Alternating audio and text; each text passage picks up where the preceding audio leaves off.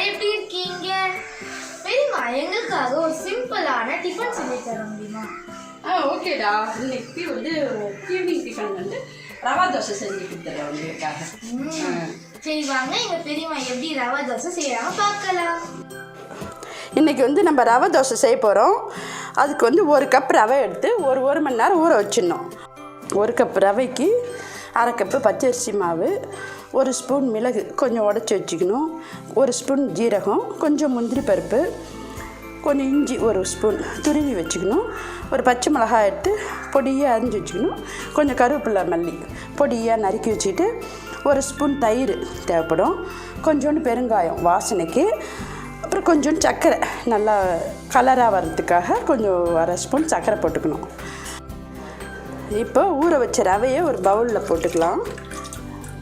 இது கூட பச்சரிசி மாவு 1/2 கப் அதையும் அப்படியே சேர்த்துக்கிட்டு கொஞ்சம் சர்க்கரை, கொஞ்சம் மிளகு ஜீரகம்,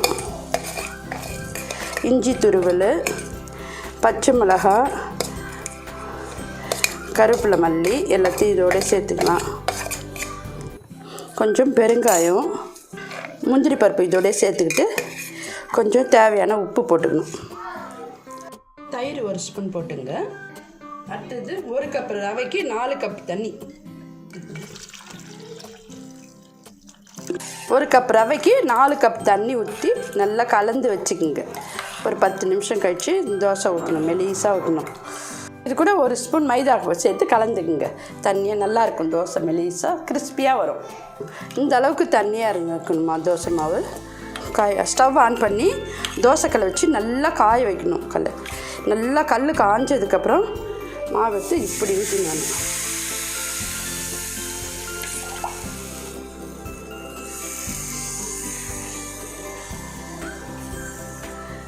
இது மேலே கொஞ்சம் நிறைய எண்ணெய் ஊற்றி நல்லா மொறு நாவர வரைக்கும் செவக்க கொஞ்சம் இது வேகிறதுக்கு ஒரு 5 நிமிஷம் ஆகும், 10 நிமிஷம் நல்லா செவக்க வேக விட்டு திருப்பி போடணும். உங்களுக்கு தேவையான பொடியாக வெங்காயம் அரிஞ்சு கூட இதில் சேர்த்துக்கலாம், நல்லா கிறிஸ்பியாக இருக்கும்.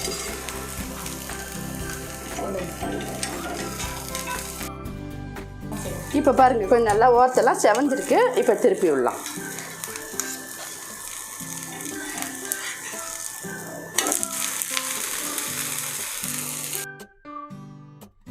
இப்போ பாருங்கள் நல்லா வெந்திருக்கு,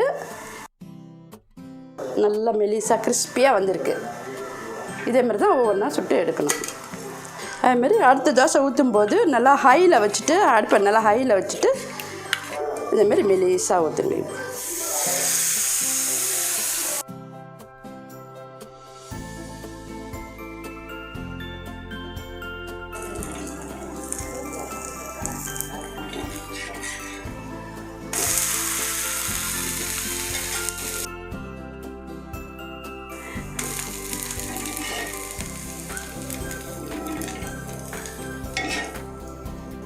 இப்போ நம்ம ரவை தோசை சூப்பராக ரெடி ஆயிடுச்சு.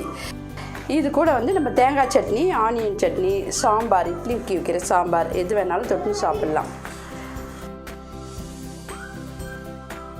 எங்கள் வீட்டில் ரவா தோசை செஞ்சிட்டோம். உங்கள் வீட்டில் எப்போ ரவா தோசை செய்ய போகிறீங்க? சூப்பராக வந்திருக்குங்க ரவா தோசை. நீங்களும் உங்கள் வீட்டில் கண்டிப்பாக உங்கள் வீட்டில் ட்ரை பண்ணி பாருங்கள், சூப்பராக இருக்கும்.